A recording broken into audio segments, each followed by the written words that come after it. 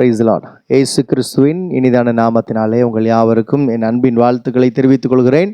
கர்த்தர் தாமே உங்கள் யாவரையும் ஆசீர்வதிப்பாராக. இந்த நாளிலேயும் மார்க்கு எழுதின சுவிசேஷம் 1ஆம் அதிகாரம் 35ஆம் வசனத்தில் சொல்லப்பட்டிருக்கிறது, அவர் அதிகாலையிலே இருட்டோடே எழுந்து புறப்பட்டு வனாந்திரமான ஒரு இடத்திற்கு போய் அங்கே ஜெபம் பண்ணி என்று சொல்லப்பட்டிருக்கிறது. அதே லூக்கா 5:16 அப்படித்தான் சொல்லப்பட்டிருக்கிறது.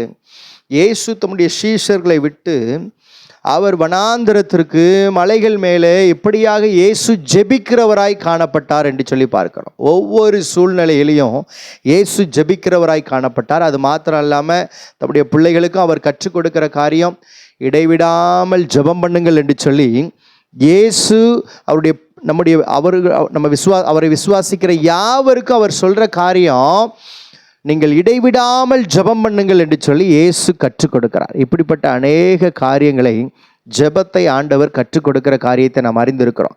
வனாந்திரத்திற்கு புறப்பட்டு போய் ஜெபித்தார். நமக்கும் ஆண்டவர் இயேசு சொல்லியிருக்கிறாரு, நம்ம எப்படி ஜெபிக்கணும் அப்படின்னா அறை வீட்டை பூட்டி கொண்டு ஜெபிக்க வேண்டும் என்று சொல்லி இயேசு கற்றுக் கொடுத்திருக்கிறார். இன்றைக்கும் நாம் அப்படிப்பட்ட ஜெப வாழ்க்கையிலே நாம் வாழ்ந்து கொண்டிருக்கிறோமா? அப்படிப்பட்ட ஜெப வாழ்வு நம்மிடத்திலே காணப்படுகிறதா என்று சொல்லி நம்மை நாமே நிதானித்து அறிந்து பார்த்தோம் என்று சொன்னால் நிச்சயமாக நம்முடைய ஜெப வாழ்க்கையை நாம் அதிகப்படுத்தி கொள்ள முடியும். அதிகாலையிலே ஜெபிப்பது தேவனுக்கு பிரியமாய் இருக்கிறது. தினமும் ஜெபிப்பது தேவனுக்கு பிரியமாய் இருக்கிறது.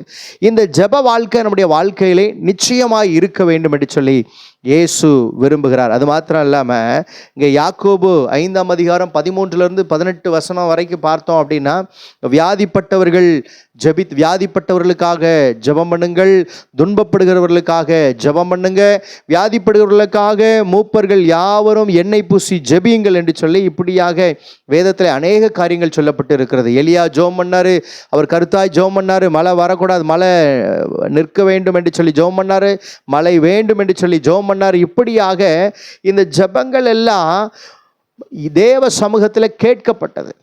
அப்போ நாம் ஜெபிக்கிறவர்களாக இருக்க வேண்டும். ஜெப ஆவி எல்லாருக்குள்ளேயும் ஊற்றப்பட வேண்டும். இன்றைக்கு அநேக சபைகளில் சமாதானம் இல்லாமல் போனதற்கு காரணம், பிரிவினைகள் வந்ததற்கு காரணம், பிரச்சனைகள் வருவதற்கு காரணம் ஜெபம் இல்லாத ஒரு காரணத்தினால தான் அநேக காரியங்கள் நடந்து கொண்டிருக்கிறது.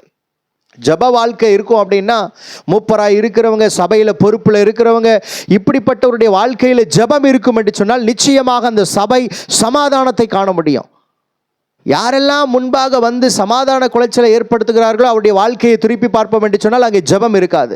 இன்றைக்கும் தேவ பிள்ளைகளை நீங்கள் ஜெபிக்கிறவர்களாக இருப்பீர்கள் என்று சொன்னால் உங்களை கொண்டு சபை எழுப்புதல் அடையும். நிச்சயமாக சபை எழும்பி பிரகாசிக்கும்.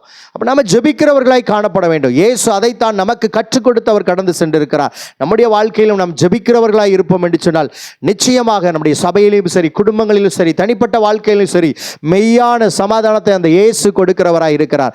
அதற்காகவே இயேசு அவர் மாம்சீக பிரகாரமாக மனுஷ ரூபம் எடுத்து அவர் இந்த பூமியில் அவர் அவதரித்தார், சமாதானத்தை கற்றுக் கொடுத்தார், ஜெபத்தை கற்றுக் கொடுத்தார். அந்த ஜெபம் நமக்குள்ளே இருக்கும் என்று சொன்னால் நிச்சயமாக அந்த தேவனுடைய ஆசீர்வாதத்தை நாம் நிறைவாய் பெற்றுக்கொள்ள முடியும், நாம் ஆசீர்வதிக்கப்பட முடியும். ஆமென்.